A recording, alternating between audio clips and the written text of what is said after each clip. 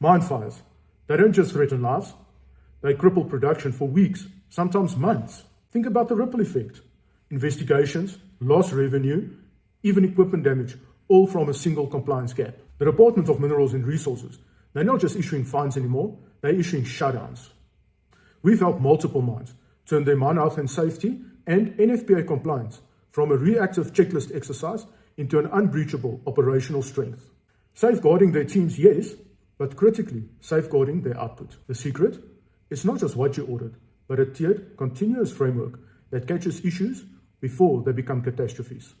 Want to know if your mine's fire safety strategy is truly unbreachable?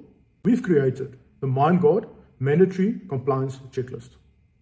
It's based on the Mine Health and Safety Act and NFPA 122 framework, designed to pinpoint your top 3 compliance issues before your next inspection.